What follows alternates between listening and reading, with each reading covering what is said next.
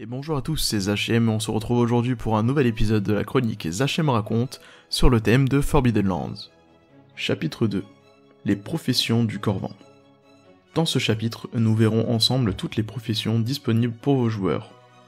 Comme vous pouvez le constater, dans Forbidden Lands, vos personnages joueurs ne disposeront pas d'une classe mais d'une profession. Un petit peu à l'instar de Warhammer. Pourquoi ? Tout simplement parce que dans ce jeu, vos personnages joueurs vont aller explorer les terres, plutôt les contrées interdites. En effet, celles-ci ont été contaminées par une certaine brume de sang qui empêchait quiconque d'y accéder. Certes, certains fougueux ou certains aventureux ont voulu y aller en quête de richesse et de gloire, mais personne ne les a jamais revenir vivants de ces terres. Cependant, depuis quelque temps, la brume semble avoir disparu, et de nombreuses personnes sont en quête de richesse et d'un petit peu d'aventure et d'exotisme dans leur vie de tous les jours. Et ce sera le cas de vos personnages joueurs, qui seront alors des raiders, des contrées interdites. De ce fait, chaque personnage pourra choisir une profession parmi cavalier, chasseur, colporteur, druide, guerrier, ménestrel sorcier et voleur. Chaque profession dispose de 3 catégories bien spécifiques. Tout d'abord les atouts, qui vous permettra, lorsque vous en aurez besoin, d'avoir un jet de dés spécifique pour réussir une action ou pour entreprendre une quelconque interaction avec un personnage. Vous aurez également un terrible secret qui pèsera sur vous et votre groupe, et qui pourra être utilisé par votre MJ pour vous nuire. Et enfin, vous définirez également des relations avec les différents membres de votre groupe ou des PNJ.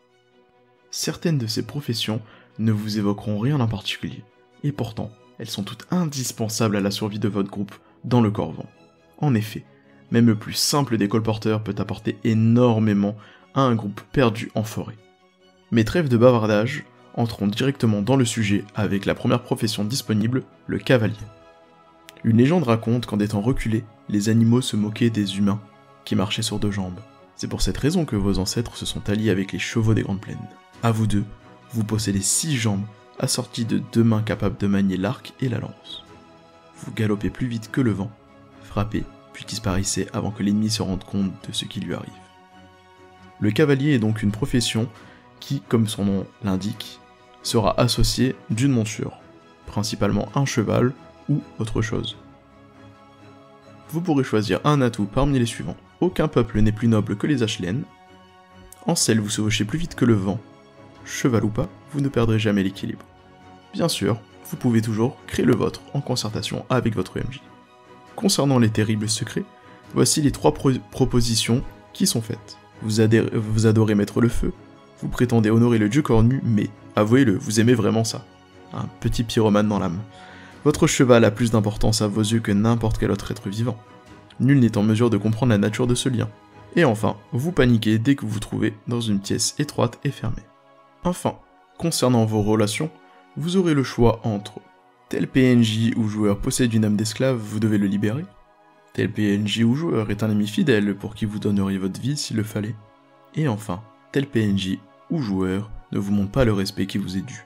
Tôt ou tard, il va falloir qu'il paye pour cela. Passons aux chasseurs. Les régions sauvages sont votre demeure. Vous trouvez la paix intérieure au cœur des forêts et des montagnes, dans l'immensité des plaines, aux abords de rivières tumultueuses.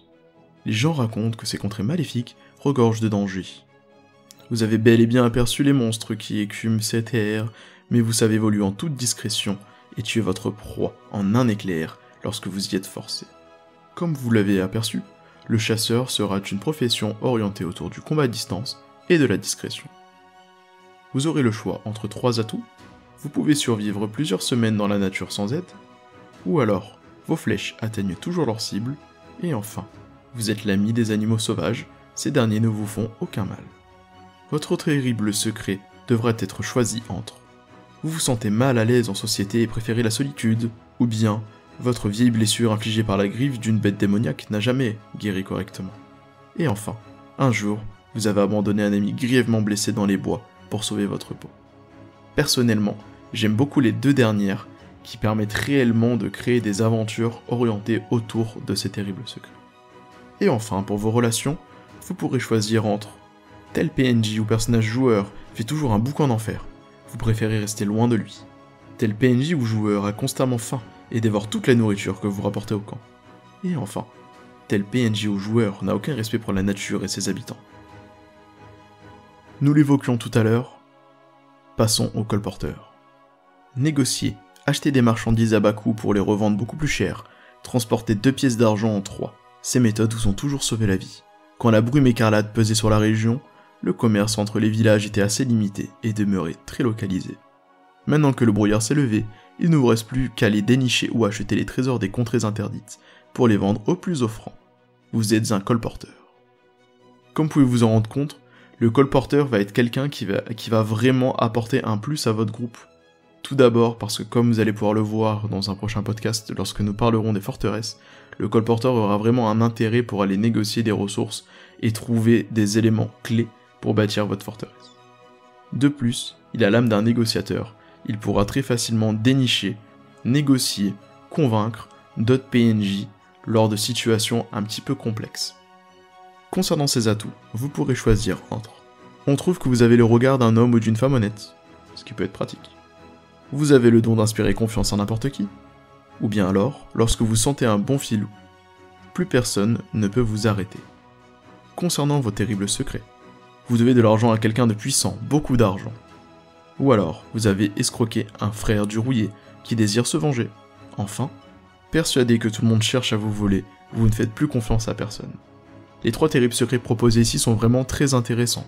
Ils apportent, je pense, de la matière pour votre MJ, que ce soit le fait de devoir de l'argent à quelqu'un de puissant, qui pourrait donc envoyer des groupes à votre recherche, des chasseurs de primes par exemple, qui voudraient ramener votre tête, ou bien l'argent demandé. Le fait d'avoir escroqué les frères du rouillé, qui désirent se venger, peut être aussi quelque chose de très intéressant, puisque les frères parcourent très régulièrement les terres et vous pourrez les croiser régulièrement, ce qui pourra toujours mettre une pression sur le fait que c'est vous en particulier qu'ils recherchent. Et enfin, persuadé que tout le monde vous fait plus confiance, et que tout le monde souhaite vous voler, cela pour réellement créer une tension dans votre groupe et amener à avoir des interactions entre joueurs, ce que personnellement en tant que MJ je raffole. Enfin, on va terminer avec les relations qui sont proposées pour cette profession-là. Tel PNJ vous doit de l'argent, mais il n'a pas l'air pressé de vous rembourser.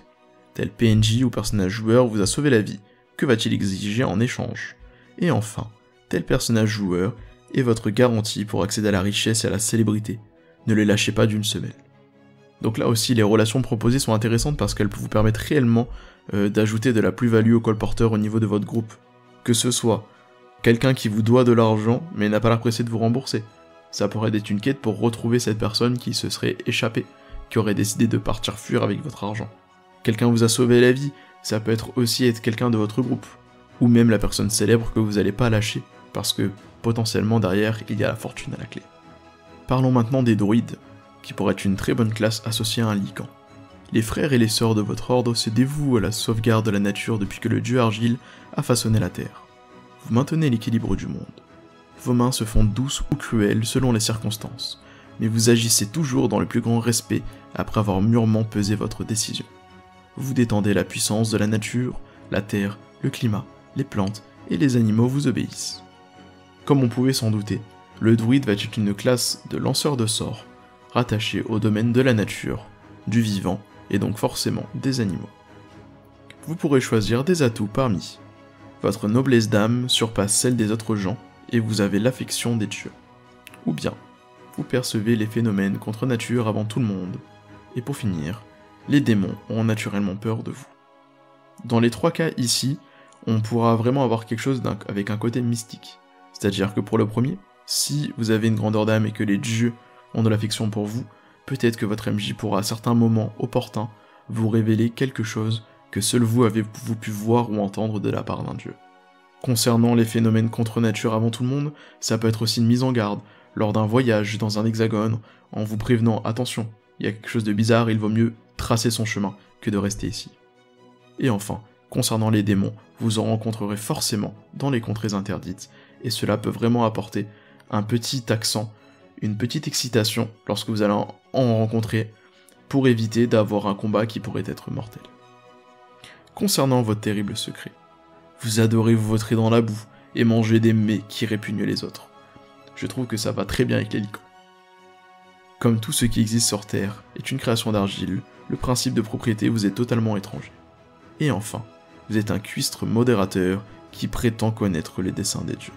Je trouve aussi les terribles secrets très intéressants pour le druide, surtout le deuxième, qui va très bien avec un colporteur, c'est comment avoir des prises de bec entre personnages d'un même groupe.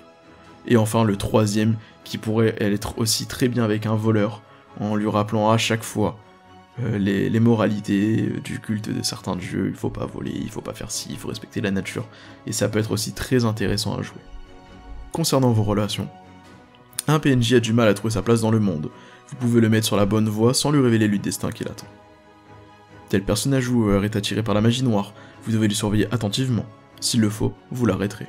Et enfin, tel PNJ est un jeune arbrisseau qui pourrait devenir un chêne majestueux avec des conseils appropriés.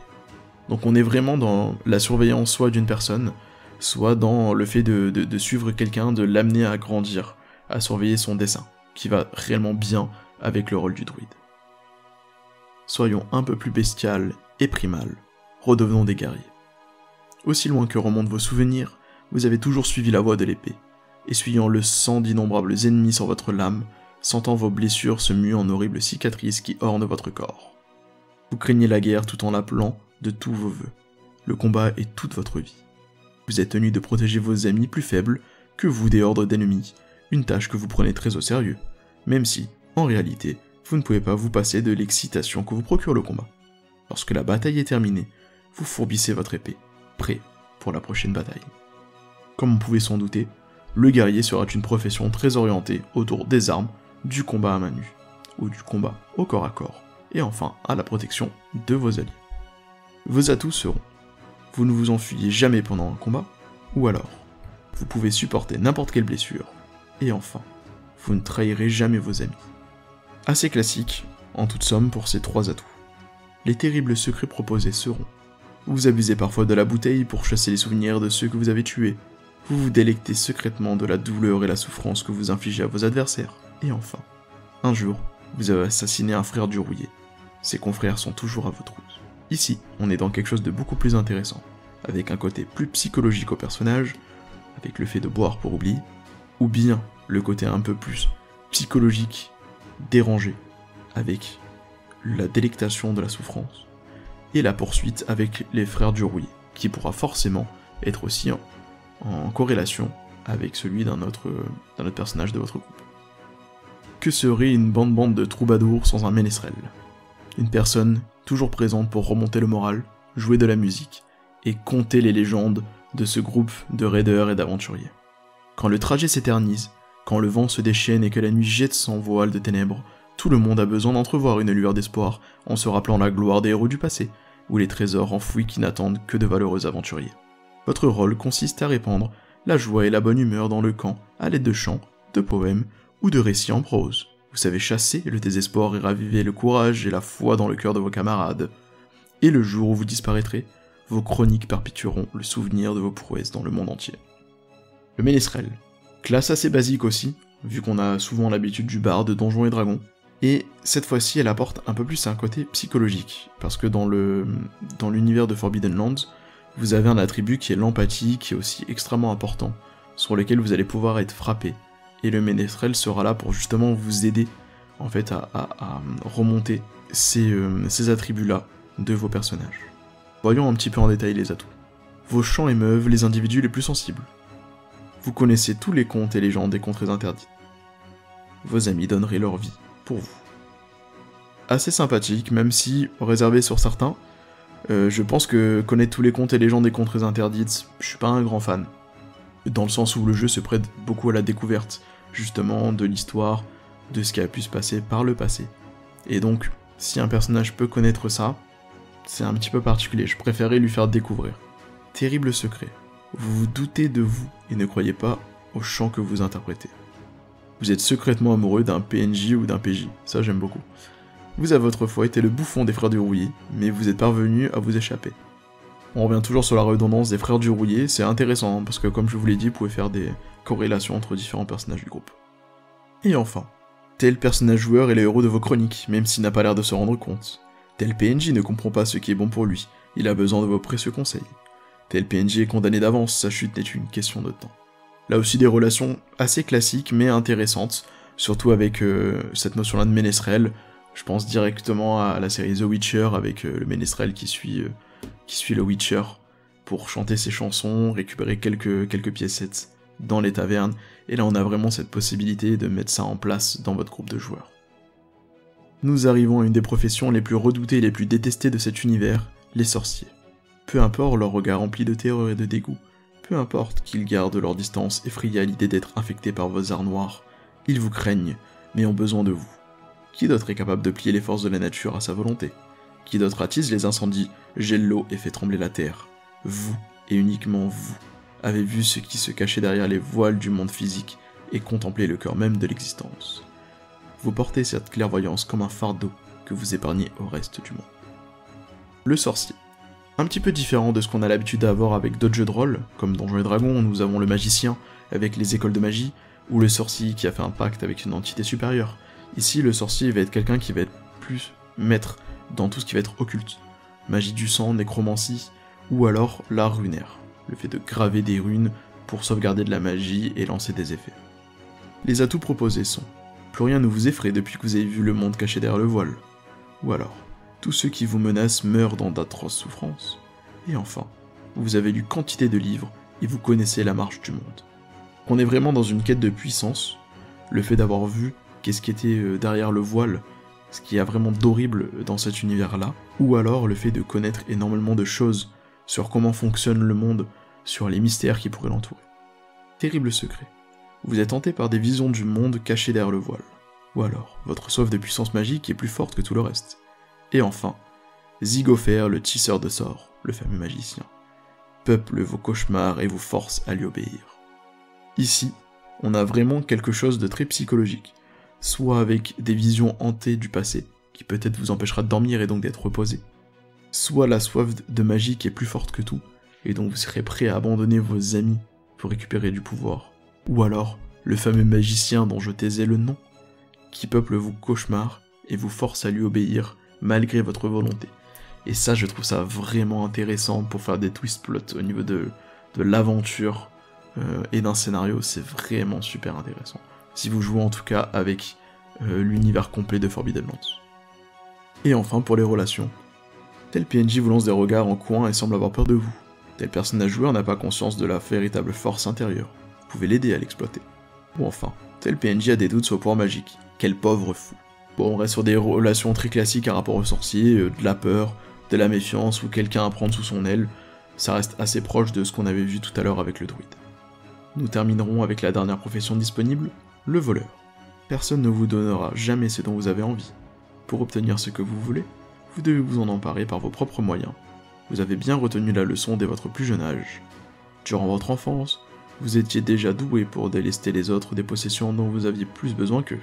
Avant, les gens vous crachaient au visage et vous rouaient de coups. Maintenant que vous avez emprunté la voie de l'aventurier et que les contrées interdites sont à vos pieds, vous êtes très demandé pour votre expertise dans l'art de se mouvoir en toute discrétion dans les ténèbres. Comme on pouvait s'en douter, le voleur va être le combattant de l'ombre au corps à corps, mais également à distance.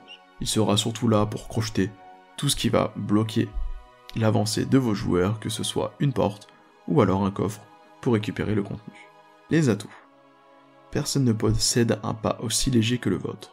Ou alors, vous volez uniquement les scélérats qui l'ont bien mérité. Personne ne peut vous attraper. On reste dans des atouts très classiques rattachés aux voleurs, pour vraiment mettre l'accent d'autant plus sur ce côté vraiment je dérobe l'autre. Je vais récupérer ce qui m'intéresse. Terrible secret. Plus fort que vous, vous dérobez tous les biens précieux qui passent sous votre champ de vision. Kleptomanie. Vous avez subtilisé un objet de grande valeur à un frère du rouillé, depuis il cherche à se venger. Et enfin, votre bourse est souvent bien vide, l'argent vous brûle les doigts. Donc là il y a des choses beaucoup plus intéressantes, toujours la notion de frère du rouillé, qu'on peut rattacher en corrélation avec d'autres personnages de votre groupe, donc ça c'est vraiment très intéressant. Et le fait que l'argent vous brûle les doigts, ça aussi c'est quelque chose que j'apprécie énormément, ça veut dire que le personnage va tout le temps perdre son argent, va tout le temps le dépenser inutilement, et sera donc un fardeau pour le reste de l'équipe. Enfin, concernant vos relations, tel PNJ vous méprise, vous et votre mode de vie, il pense qu'il vaut mieux que vous. Tel personnage joueur vous traite comme un enfant qui mérite une correction, c'est d'un ennui. Et enfin, Tel personnage joueur s'approprie toujours la meilleure part du butin, il serait peut-être temps de lui apprendre les bonnes manières. On reste aussi sur quelque chose de très conventionnel, comme on a pu le voir avec les autres professions, avec soit quelqu'un qui vous méprise, soit quelqu'un qui veut vous prendre sous votre aile mais ça ne vous intéresse guère, et enfin, quelqu'un qui vole mieux que vous, et donc ça atteint votre ego. Nous venons de voir ensemble les différentes professions qui seront utilisables par vos personnages joueurs. Personnellement, je trouve que certaines d'entre elles sont vraiment intéressantes et changent de ce que l'on a l'habitude de voir, notamment le colporteur, que je trouve vraiment super intéressant à avoir dans un groupe. Le cavalier aussi sort assez de l'ordinaire, bon, même si c'est un folklore très traditionnel que l'on peut avoir dans notre histoire, on en retrouve aussi énormément dans d'autres fantaisies comme le Seigneur des Anneaux. Ce qu'il faut aussi rajouter à cela, c'est que chaque profession sera associée de 3 voies disponibles avec des talents spécifiques à la profession. Par exemple, pour le cavalier, vous aurez le choix avec la voix du chevalier, la voix du compagnon, la voix des plaines. Pour le chasseur, vous aurez la voix de la bête, la voix de la flèche ou la voix de la forêt. Vous aurez pour le colporteur la voix de l'abondance, la voix du mensonge et la voix de l'or. Pour le druide, la voix de la clairvoyance, de la guérison ou de la métamorphose. Pour le guerrier, du bouclier, de l'ennemi et de l'épée. Pour le ménestrel, le chant, le cri de guerre, ou alors l'hymne. Pour le sorcier, la voix de la mort, de la pierre, du sang ou des signes, et pour le voleur, de l'assassinat, des masques, et enfin, du poison. Vous pourrez donc personnaliser chacune de ces professions comme bon on vous semble, et apporter vraiment une spécialisation à votre personnage. Je pense qu'on va pas plus rentrer en détail dans ces voies aujourd'hui. J'espère que cette présentation des professions pour Forbidden Lands vous aura plu. On se retrouve prochainement avec la suite. On continuera avec d'autres épisodes sur Forbidden Lands. En attendant, amusez-vous bien et surtout, racontez de belles histoires. C'était Zachem. À bientôt.